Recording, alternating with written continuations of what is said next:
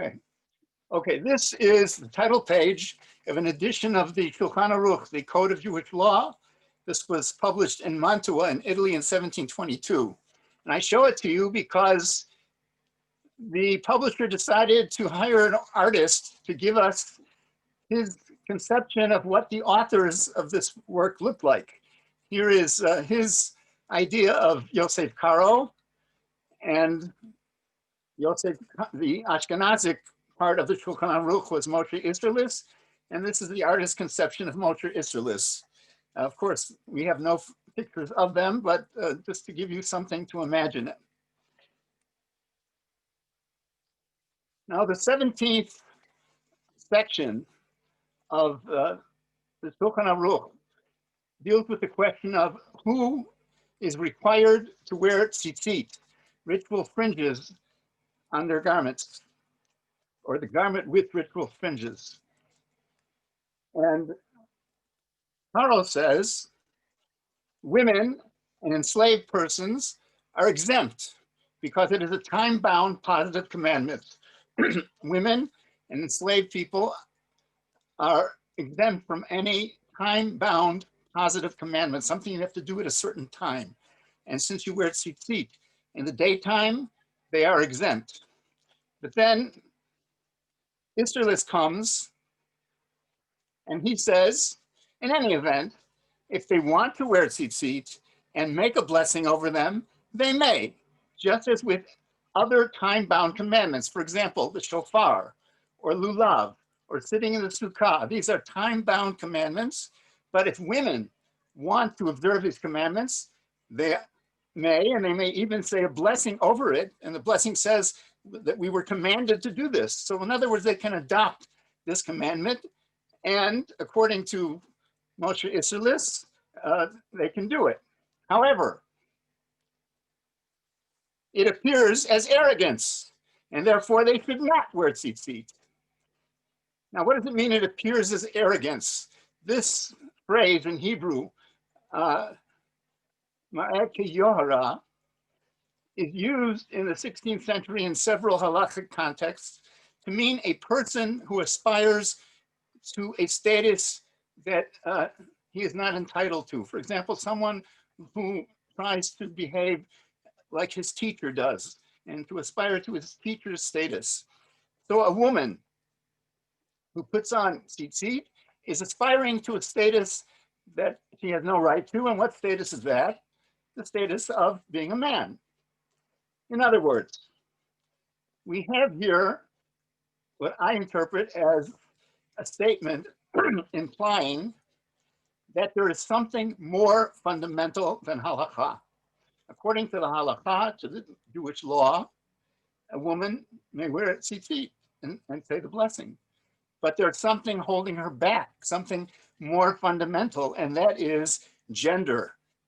Because tzitzit are so male associated, because tzitzit is such a male ritual, a male identified ritual, women who do it are crossing the gender boundary. And so even though halakhically it's permissible, crossing the gender boundary is not permissible.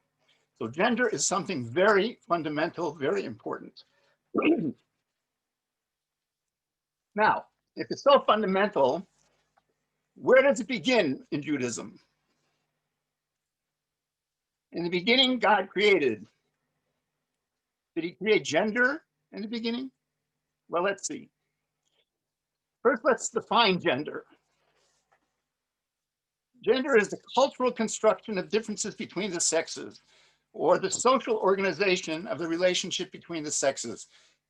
An example we can give is the fact that women bear more than 50% of the children. Women bear more than 50% of the children. That's biology. Actually, they bear 100%.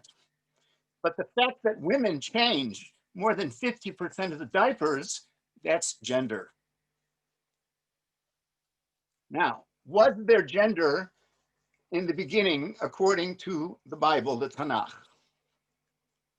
Well, in chapter 1, we read, and God said, let us make man in our image, b'tzelmenu, in our image, after our likeness, they shall rule. In other words, man consists of more than one creature. The term Adam signifies more than one creature. God created man in his image.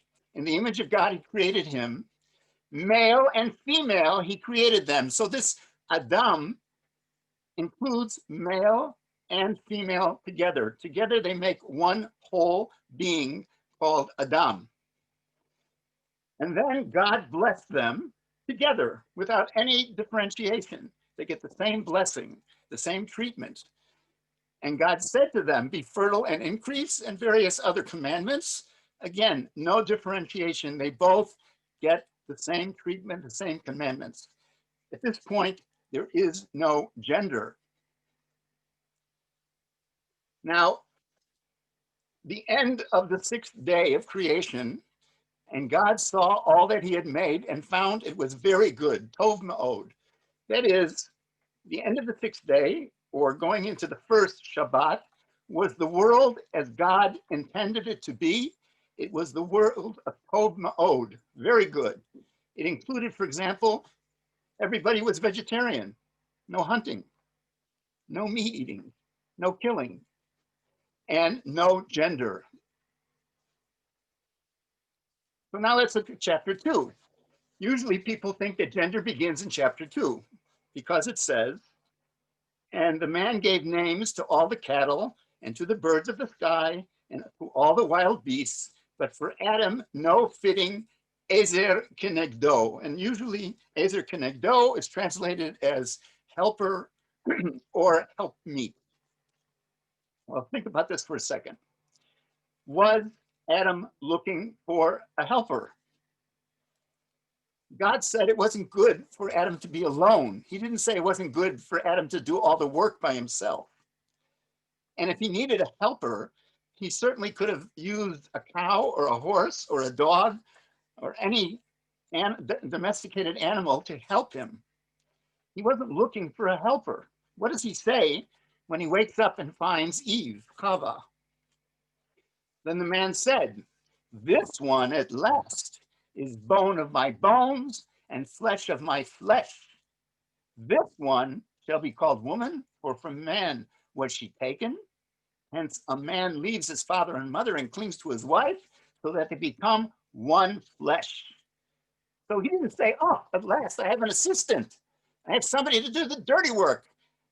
No, he said, at last I have a companion. I have a partner. I have someone who is like me. I have someone who completes me. So ezer kenegdo cannot mean a helper. It has to mean something else. The famous Bible scholar Kur Sinai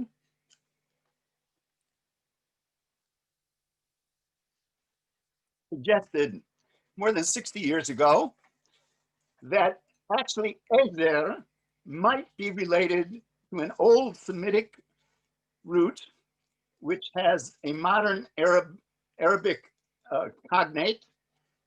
The word in Arabic, which I will mispronounce, is Azra, and it means virgin or girl. So I think that ezer kenegdo should be translated this way. And the man gave names to all the cattle and to the birds of the sky and to all the wild beasts, but for Adam, no corresponding female being was found. He's looking for a female who corresponds to him as the male. That's it. So in other words, chapter 2, I would contend, there still is no gender. They are partners with no differentiation in their roles. Then we get to chapter 3. So as you know, in chapter 3, we have the sin and the punishment. And what is the punishment?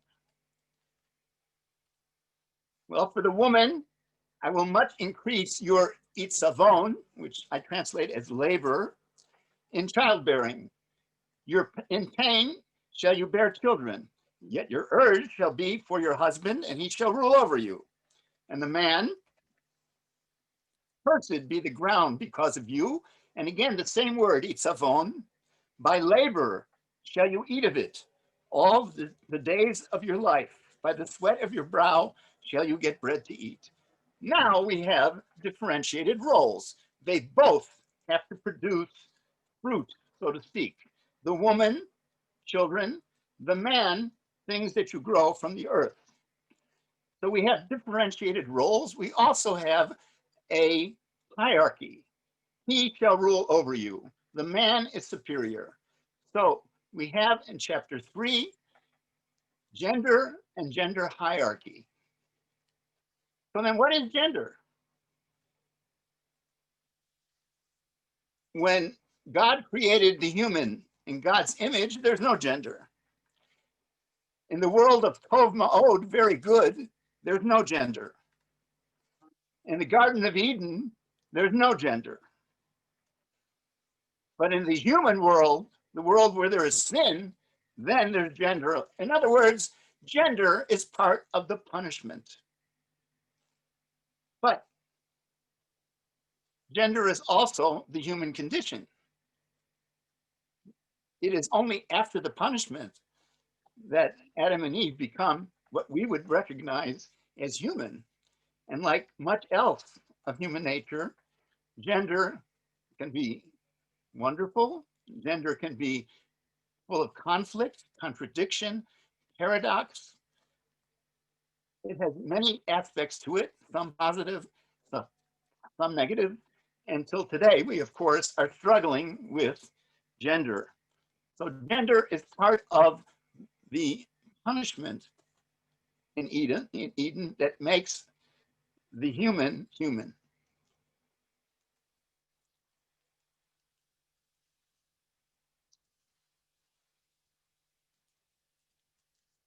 Now, Joan Scott, who actually is the mother of A.O. Scott, one of the main film critics in the New York Times,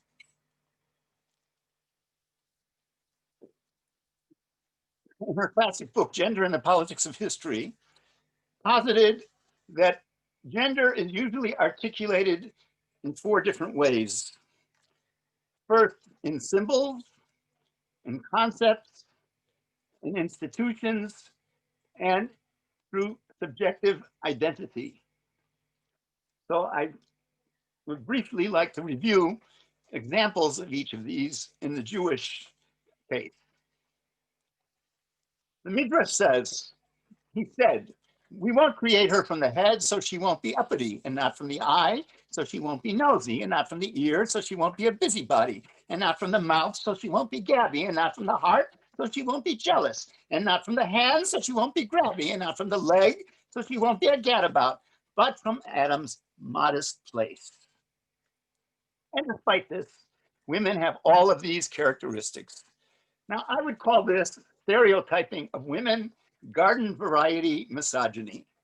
And it's rather common in rabbinic literature. Now, there are also positive things said about women, such as women have more binah, more understanding than men, and other positive things. But there is never a contradiction to the stereotypes. The stereotypes are there, and they're taken for granted. So Eve, as the symbol of all women, personifies the stereotype. Now, concepts. The Talmud says, how do women gain merit? By bringing their sons to the synagogue to learn Torah, and by sending their husbands to the study hall and waiting for them until they come from the study hall. In the 16th century, Rabbi Isserlis expressed the same idea a little differently. If she helps her son or her husband occupy themselves with Torah, she shares the reward. So what does this tell us? Men are the performers.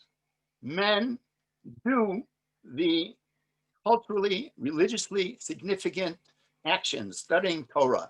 That is the pinnacle of religious life in Judaism. Women are the facilitators. They make it possible for their menfolk, whether they're fathers or husbands or sons, whoever it might be, to study Torah. So men perform, which entails what we would call high cultural capital. Women facilitate, which gets them really just low cultural capital. Again, hierarchy. So a concept that enforces hierarchy. Or every morning, Jewish men are supposed to say a blessing. Blessed are you, God, who has not made me a woman. Now, I'm very familiar with all of the, I would call apologetic explanations of this blessing and how, well, it's not supposed to discriminate against women. But however you explain it, the bottom line is it's better to be a man. Just like the Bible says, the woman is subordinate to the man. Or I remind you of why a woman is not supposed to put on tzitzit, because to try to be like a man is arrogant. To cross the gender boundary is being arrogant. And this is so ingrained, the idea that there's a gender boundary and the idea that there's a gender hierarchy, that it even brought people to misread what is written in black and white.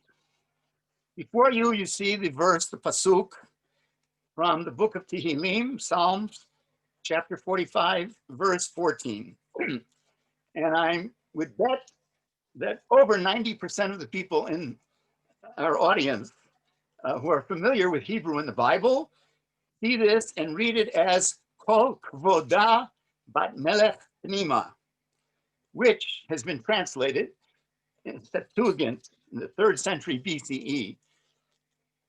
Of a king's daughter, all glory is within, or in the 17th century, the King James, the king's daughter is all glorious within, or the 20th century New American Standard Bible, the king's daughter is all glorious within. In other words, all of these translations understood the word as Kol Kvoda Bat Melech Pnima, all of the honor, the glory of the princess, the king's daughter, is within. And this was the accepted understanding of the verse. And if we look at all of the Jewish commentators from the medieval period on, really until today,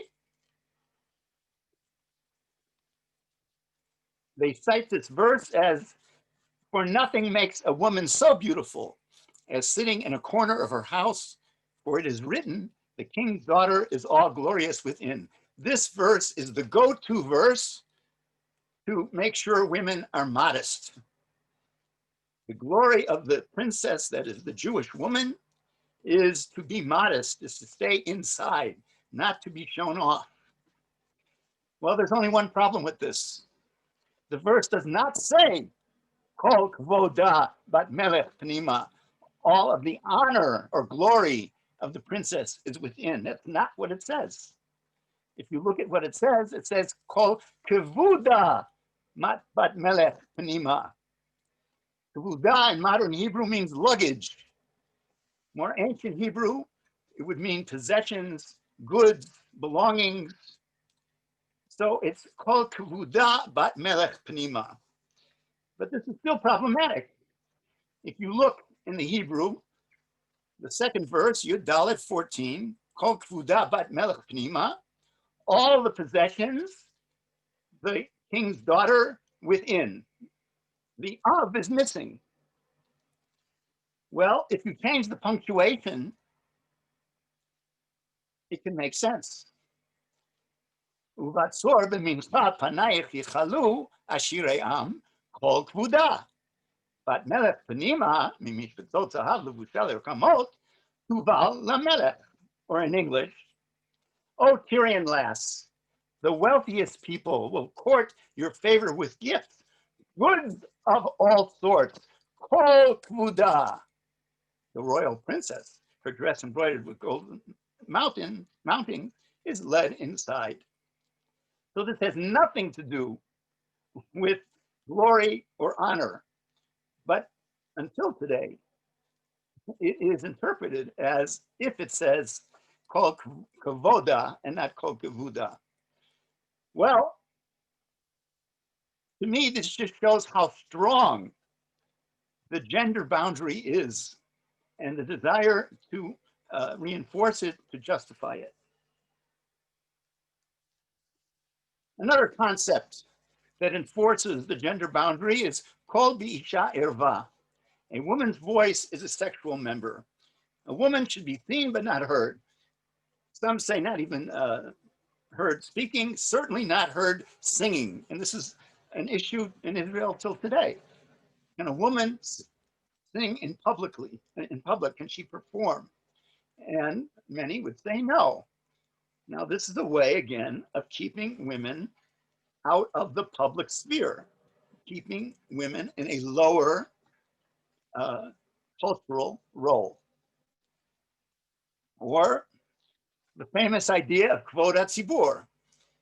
As we saw with tzitzit, there is no problem halakhically, technically, with women reading the Torah in the synagogue publicly. However, they shouldn't do it. Why not? Because it violates the honor of the congregation. Well, what does it mean it violates the honor of the congregation? Somehow, to have a woman perform in public, to have a woman in a leading role, dishonors the congregation. Again, we have gender hierarchy.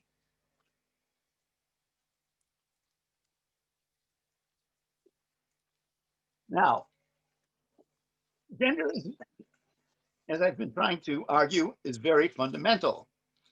It's only 100 years ago that women were given the vote in the United States. In France, they didn't get it till 1944. In Switzerland, 1971. In Portugal, 1976. So voting was something that was viewed as something that belongs to the men because it represents having power, making decisions, and we can't trust women to do that. Smoking. It's only, again, about 100 years ago that women began smoking in public. And I remember very well in the 1960s, the ads for Virginia Slim's cigarettes. You've got your own cigarette now, baby. In other words, it was still an issue to have women smoke. Smoking is for men, basically. Or driving. In my grandmother's generation, women didn't drive. It's only in my mother's generation that they crossed that line when suburbia necessitated women driving in order to facilitate. Or synagogue membership. Into the 1970s, there were synagogues that a woman could not be a member on her own. She could only be a member if she were married and her husband was the member. And certainly, women could not be on the board or be officers. And then Regina Stein wrote a doctorate about 22 years ago in which she showed that the demarcation between the modern Orthodox movement and the conservative movement in the United States turned on gender issues. The issue of mixed seating, the issue of aguna, a woman who could not get a religious divorce from her husband, and to a lesser extent, the issue of bat mitzvah, a girl's coming of age ceremony as opposed to the boys. So the problem of the gender boundary and what gender hierarchy is still with us. In the future talks, I'm going to talk about institutional ways in which gender is reinforced and enforced.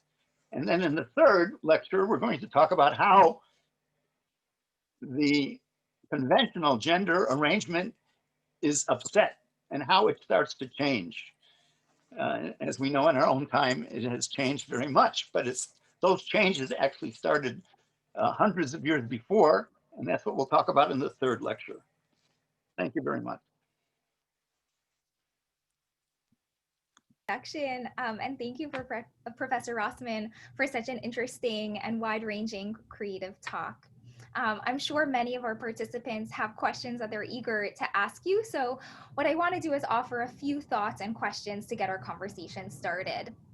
As Magda mentioned, the topic of gender in Jewish history is near and dear to my heart and also to my research. And so I really appreciate the opportunity to learn from you. Today, you demonstrated really wonderfully a counter narrative to the dominant notions of gender in Jewish traditions in fascinating ways, rereading Genesis and Psalms, for example, to argue that the biblical texts have more complicated views of gender than many of their later readers assumed, whether about the presence or lack of gender in the first creation narrative or the psalmist's view on women's modesty. Your examples were focused mainly on texts and their histories, what the texts say, what their interpreters have argued that they say. And so to add to the mix, I wonder, can we also think of historical individuals or groups in addition to texts from antiquity who likewise challenge the view of those later readers, right? So not only turning to the text, but also to the people. Two people come to mind, for example, from the Second Temple period. The first is Salome Alexandra, Shlom Tzion, Hasmonean queen who ruled Jerusalem on her own as the sole ruler after the death of her husband. Josephus, the first century Jewish historian who writes about this history, notes that Shlom Tzion was beloved to her people, that she was a great administrator. He also has pretty nasty things to say about her, but he acknowledges that she was this really powerful woman who was more competent to rule than her two sons who would have been the natural heirs, and that it was even her husband who encouraged her to rule in their place. So that's sort of an example of someone who already in the Second Temple period, and she's not the first sole ruler that we know of who was a woman, sort of challenging exactly what you're trying to do as well, sort of these concepts of gender and like women's place and what is appropriate for a woman versus a man, and thinking about social capital and political capital. Shlom Tzion is someone we can imagine with a lot of social capital and political capital, and Josephus even tries to diminish it by saying the Pharisees really ruled the show and they just made her the sort of the puppet queen and so on. And you get the sense actually that he's trying to argue against such a powerful woman in charge.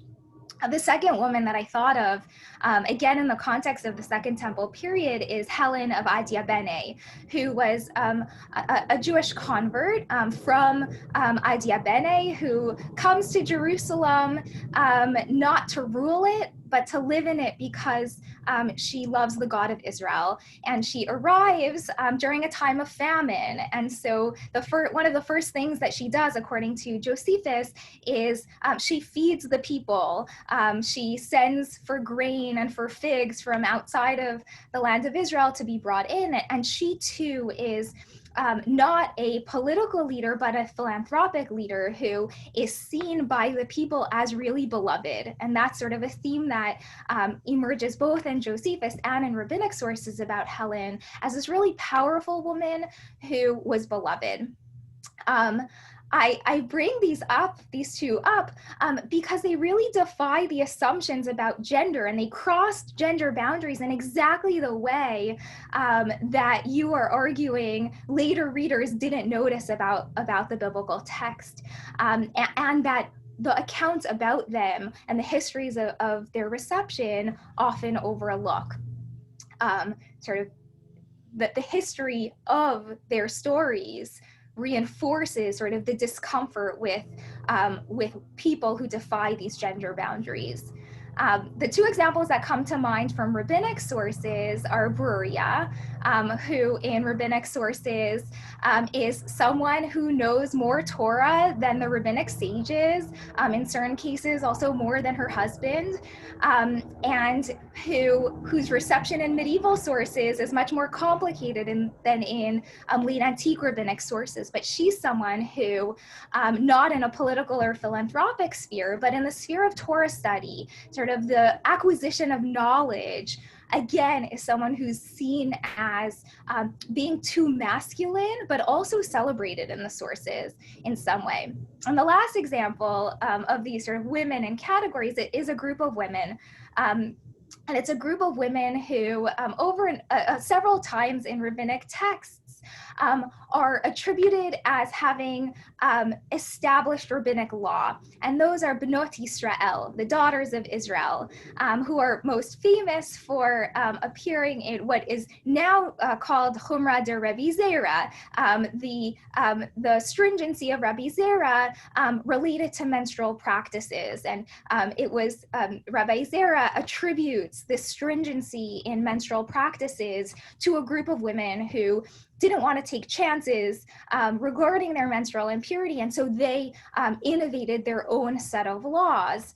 And in rabbinic sources themselves, it's exactly this law that's considered the example of a halakha psuka, as like the status of halakha. And medieval sources talk about the way that the minhag, the custom, became halakha, and halakha so much, law so much, that it could no longer be changed in later periods. So I bring these examples to ask sort of how do examples of real people, real women, add to and complement the main contention of your talk about how fragile concepts of gender were in antiquity, that gender is always contested, even in these earlier periods, and how do we think about methodologically the intersections between historical actors and textual remnants in these ways? My second question is shorter. My second question is much more focused on one of the texts that you discussed, which is the blessing Shelo Asani Isha, thanking God for not making the reciter of the blessing a woman. It's interesting that the blessing in a way thanks God for an accident of birth, right? And in so doing acknowledges how random one's gender actually is and how one might have been a woman. And another central aspect of this blessing and the set of blessings of which it is a part is how binary it is, right? It thanks God for making the reciter a man and not a woman, and in other blessings, for example, a Jew and not a Gentile, and so on. And there are variants of these blessings as well. So rather than just commenting on the binary of gender, the blessings also construct the very binaries that they're seeking to reinforce. So the reciter of the blessing is itself the recitation as a reification, like a daily reification, a daily reminder of the existence of particular concepts of gender. And we have the blessing mentioned in rabbinic sources in Tosefta Brachot, where it's one of 3 blessings that's recited every day in a context in which many, many blessings are enumerated, and again in the Babylonian Talmud. And I'm curious to know more about the history of this blessing. How did it become part of daily liturgy? And then also, how was it regarded in the medieval and early modern periods? Are there distinctions between Ashkenazi and Sephardi traditions related to these blessings? What role did discussions of this blessing play in the modern period, especially in the context of the formation of denominations and then later conversations about egalitarianism, especially in liturgy? And then I'm curious about the blessing's counterpart, recited by women, She'asani kirtzono, that thanks God for making her according to God's will, which seems, if I understand correctly, to be a product of the Gaonic period. So what do we know about the history of this blessing's origin, development, and adoption? And finally, my last question turns to the larger historical and cultural and religious context. So you alluded already to some interplay, at least as I heard it, between Jewish and Christian ideas about gender in readings of Genesis and the idea of gender as a consequence of sin, which leads me to ask more generally about intersections between Jewish, Christian, and Muslim notions of gender. So I want to return to the very beginning of your talk, for example, and to ask about Moshe Esserlis and Yosef Karo and their Christian, respectively Christian and Muslim contexts, and how their own notions of modesty, for example, which were incorporated into their legal writings about gender, related to and were in dialogue with notions of modesty and women's religious practices and gender in their own context. And sort of to open it up even more, how did concepts of gender in Jewish texts and communities impact, and how were they in turn impacted by concepts and practices of gender in neighboring religious communities? So I know that these are all questions you've thought about and have written about. And so I want to end my reflections by thanking you again for a stimulating talk and what I hope will be a thought-provoking conversation as well. Well, these are very big questions, and we really need a whole course to go through them. Also, I'm not an expert in ancient Judaism. I'm not an expert in liturgy. I don't know that much about the intercultural play that you brought up, but I'll try to relate to each one. Your first point about people who actually crossed the gender boundary. So, as I think will become clear, as again I said in the third lecture, we constantly have this conflict between reality and the concept that people have of what's proper, where the gender boundary should be. Actually, the gender boundary is flexible. It's a paradox. Every society has a gender boundary, but it's located in different places. And within every society, it often changes. In our lifetime, we've seen it change in our society. So reality is always interfacing with the theory of gender, with the conventions of gender. So the examples that you gave just proved to me how strongly, except for Bruria perhaps, but how strongly people don't want to know about these examples. The fact that these women did not become cultural heroes in the same way that somebody like Judah Maccabee,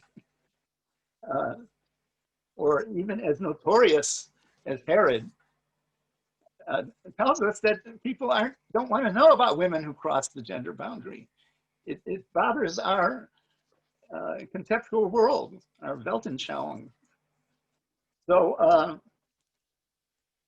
yes, reality challenges gender, but the conventions of gender fight back. Although in the end, they yield in some way, as we'll see later on. The second question, I do not know the history of the bracha. Much has been written about it. This is not the place to try to get into it. I will say about the binary, it's interesting. The Bible seems to be pretty binary, but in rabbinic literature, we already have the idea of tumtumen and briganus. That is, people who are don't identify with either male or female. So the halakha takes recognition of people who don't identify in a binary way.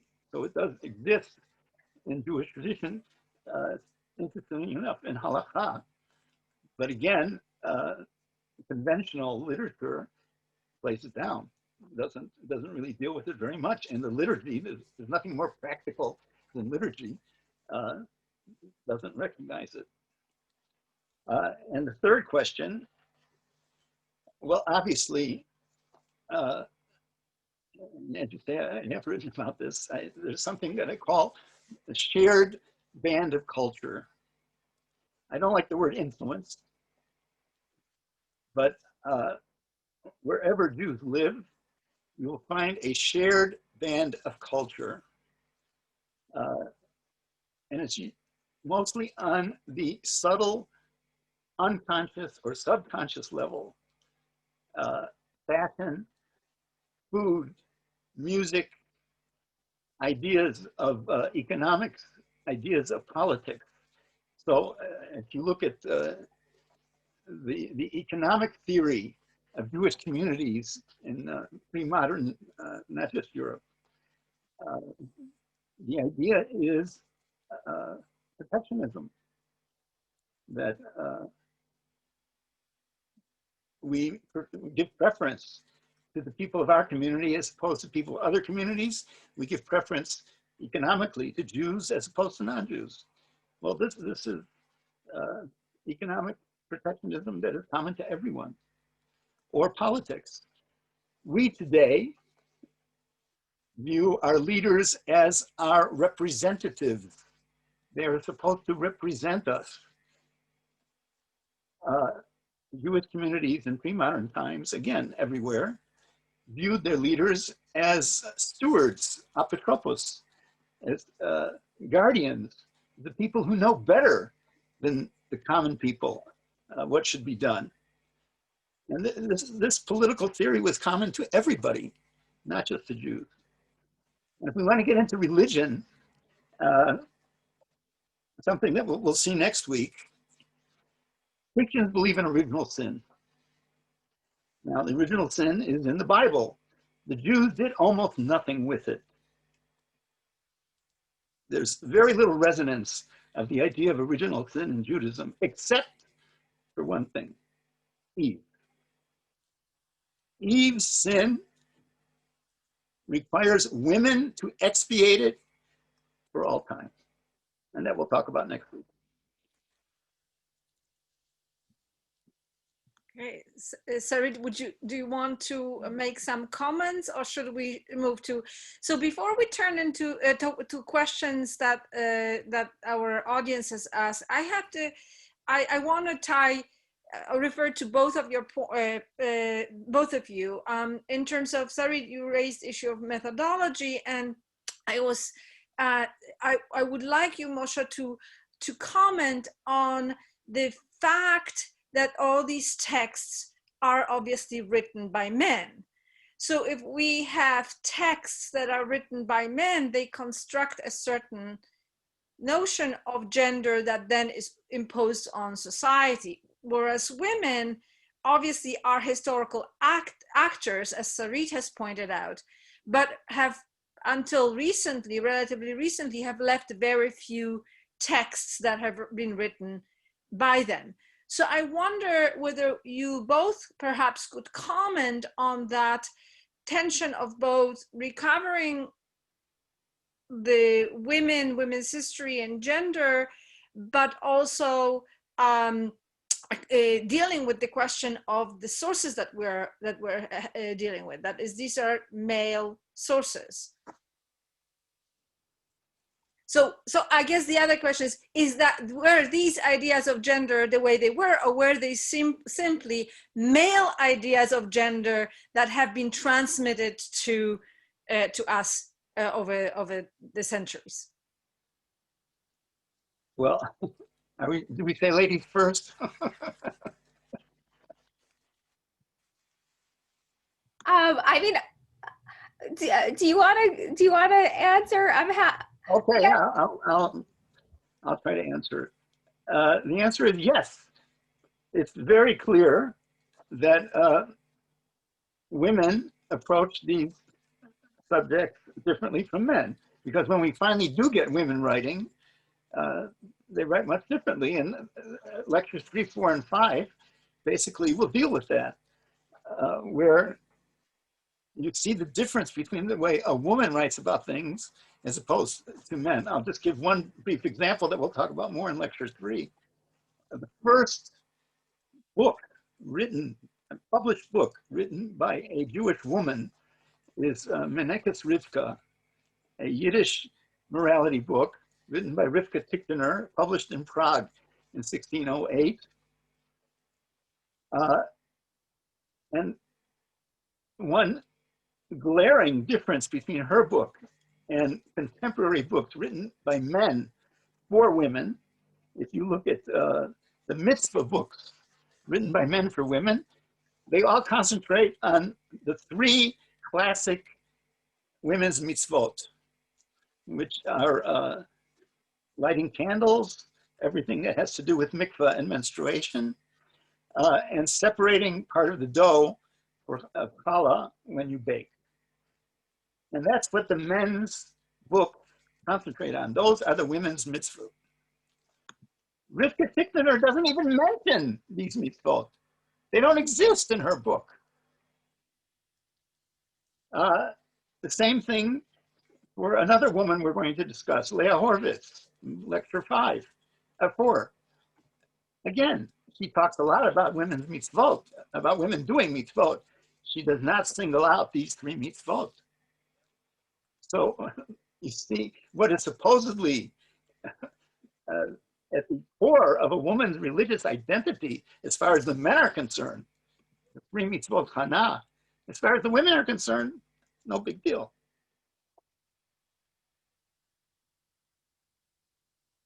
Oh, I'll just add, I love the examples that you brought because they just make us sort of sit with the discomfort of not having many such sources from earlier periods on the one hand, and sort of acknowledging like the limits that we have as historians and what we can say about periods where sources are lacking, and then also sort of the creativity of thinking of sort of where do we find those sources even when they're not as obvious to find, whether they're in archaeological sources or sort of in snippets of quotations or text or allusions. One of the examples that comes to mind is Judith Houtman writes about the kitchen laws in rabbinic sources and the ways in which stories about women testing out rabbinic laws, making adjustments to laws of kashrut often appear in rabbinic sources, and reminders that men didn't exist in vacuums. And so even if they were the ones who primarily wrote texts, they lived with women and talked with women, and sort of trying to find the places where women's voices enter into those traditions, even sort of through the back door, so to speak. Well, a lot depends on the question. If you don't ask the question, you're not going to find the answer. So until you ask, what was life like for women, you're not going to find the answer. So for example, if you look in archival sources, what's closest to me in Poland, just look at lists of taxpayers. Until you ask the question, where are the women, or where are the single women, you'll say there are no sources about women. But all of a sudden, when you start asking about women and taxes, you find some very interesting things. You find that a certain percentage of the households were headed by women, and they were the taxpayers. You find, why don't you see single women? Because nobody lived alone. It wasn't like today where you go and rent an apartment. No, no one lived alone. So you have to see who actually lived in the house, and that's where you'll find the single women. So that's just one example. So let me start going through some of the questions that were asked, and I think the question about the interpretation of the sources that Moshe, you presented, how is your reading of or rereading of the sources accepted by scholars today? How widely is your reinterpretation, or at least in this public lecture, known? Whether it's about the kfuda, or whether it's about the no gender in chapter 2. Chapter 1 is fairly obvious, but chapter 2 of Genesis, and that only enters in chapter 3. Well, as I said before, I'm not an expert in ancient Judaism. I'm certainly not a biblicist. And I said what I said with a certain amount of trepidation. However, my good friend is Professor James L. Kugel, who I think all would recognize as an authoritative biblical scholar. And everything I said today about the Bible, I tried out on him first. So if he passed me, I figure at least I can, as you like to say, contest it. I really don't know what the general feeling is. Feminist biblical scholars have already talked about that Ezer Kenegdo cannot mean helper. I'm not aware of anyone who has said that gender is a punishment. So do you have any comments on those verses, or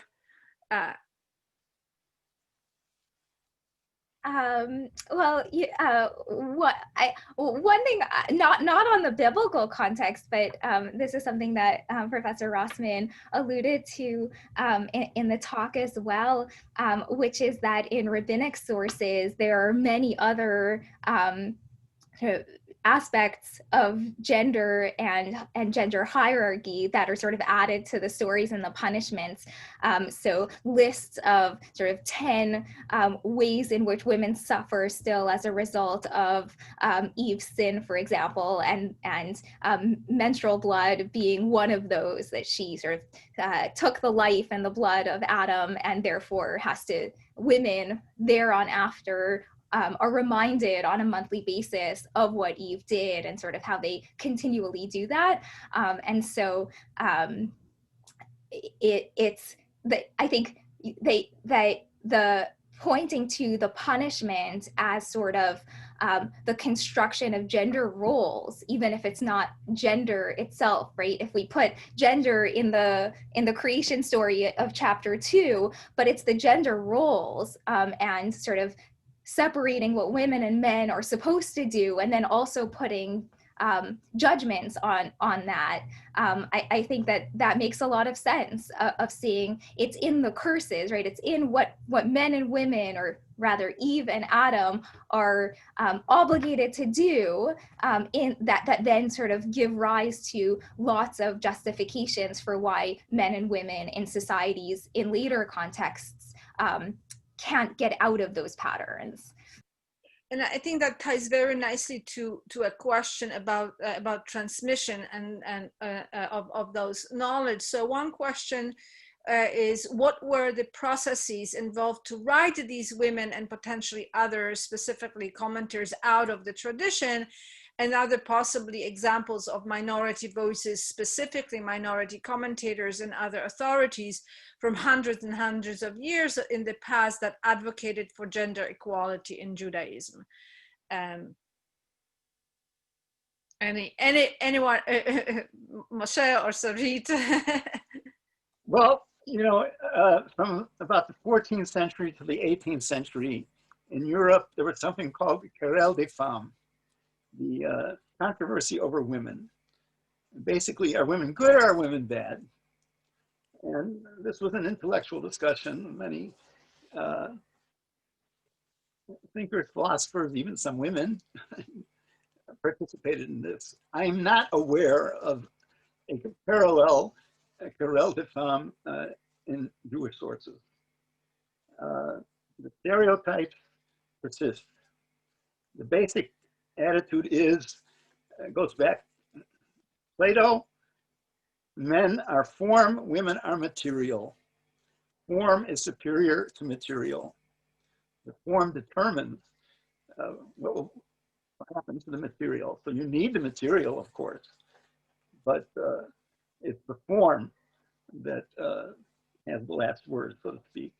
And that attitude, I think, persists up until certainly the 18th century. I'll just jump in and maybe say something really controversial. And I'm saying it like to open up our thinking creatively about texts that don't have named authors, which is that we actually have very few texts, biblical texts, that are explicitly authored by men.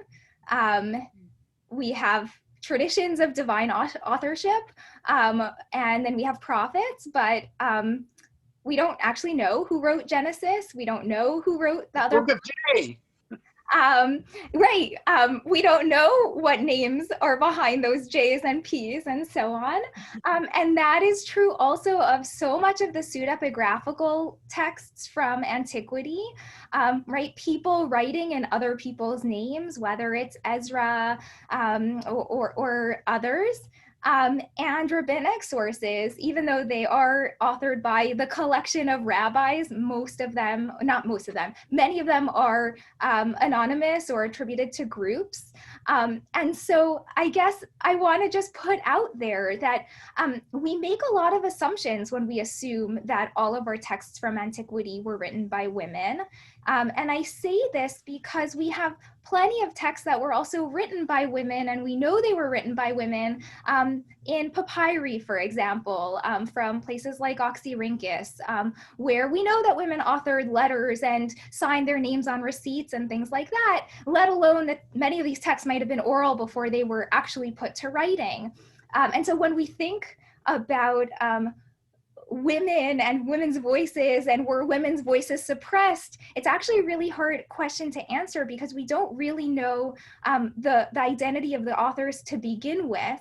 And I'm not the first to sort of propose this. So Goitein, for example, mentions that like, what if the Song of Songs was written by a woman? There are other suggestions of other books of the Bible. So I'm just putting that out there to remind us that notions of women's literacy themselves are part of the way we construct gender and gender boundaries and gender roles, and that we actually know a lot less about the biblical period and antiquity than we like to assume. And maybe actually women did play a bigger role in the construction of these canonical texts than we might otherwise assume. I would also want to add, for the later period with which I'm more familiar with, that even in the sources that are written for men, as even Moshe showed that in that commentary by Moshe Isserles, there was much more acknowledgement of the complexity of both the halacha and practice, even as they were imposing those gender roles and gender boundaries. But then when some of these texts were translated for the consumption of women and the less educated men, the language was starker. And I'm thinking about the discussion about why is it for women to light candles, right? And Maimonides said, oh, because women are at home, men go to the synagogue, and women are staying at home. So it's just practical matter that then they light the candles at home. There is nothing. And then he says, well, and in the Midrash, it says that it's for punishment, but he allows for these different interpretations.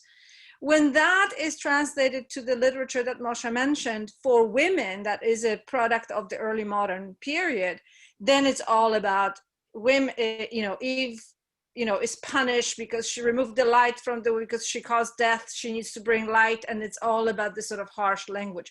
So there's also that kind of aspect of that literature and the complexity of that. Okay, there's another question about whether both of you can comment on the role that Jewish construction of gender and indeed of sex play in early Jewish-Christian relations.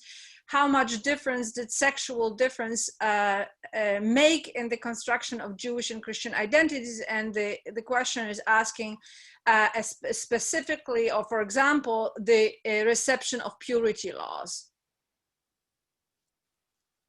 That's above my pay grade. Okay. Sorry, do you want to comment or no? We don't have, it's a big question, right? Yeah, I mean, one thing that I'll say is that this is a topic actually that Sharon Koren, for example, in her book on medieval Jewish texts writes about, which is the idea that one way of criticizing Jews, criticizing Christians, Christians criticizing Jews, was to present them as menstrually impure, for example. And so using gendered polemics, not to polemicize against the other gender, but to polemicize against whole groups of religious communities. And so, feminizing, whether it's Jewish or Christian groups, as sort of a rhetorical trope, sort of bringing the gender constructions to bear on religious difference instead of gender difference. And you see this as well in certain Christian texts, both from antiquity and also from contemporary theology, in which Jewish women's adherence to menstrual purity laws is a way of sort of signaling the backwardsness of Jewish tradition writ large, and discussions of Christian supersessionism hinging on sort of the moving away from purity laws. And you see it even in intra-Christian conversations, for example, in certain Christian denominations in which menstrual purity practices are still maintained. Feminist arguments to get rid of them often sort of can veer into anti-Jewish by sort of labeling these menstrual purity laws as sort of remnants of Judaism that no longer have a place. And so it's a topic that has these like really ancient roots in antiquity and in the medieval period, but is still in some contexts, I think, very live. Any parting comments or questions? So if none, I want to invite everyone to join us for the next events. The second part of the 5-part lecture series will be on October 28th, so in 2 weeks, and it will be on Jewish gender expressed, the synagogue and other institutions. And the respondent will be Professor Deborah Kaplan from Bar-Ilan University. But before that, next week, we are going to have a joint event between Fordham and Les Lumières that will present a newly discovered medieval Hebrew manuscript, and will discuss the artist, illuminator, Jewish artist Joel Ben Simeon. So that will be on Thursday, October 22nd, and I did share the link with you to the list of all our events, the upcoming ones and the past ones, which have links to our YouTube channel in the chat form. So I really want to thank again Professor Moshe Rosman and Professor Sarit Kattan Gribetz for a stimulating and thought-provoking conversation, and I look forward to more as we move historically to a period which I am more familiar with. So thank you so much, and I will see, or you will see us when we reconvene next week. Thank you so much. Bye-bye.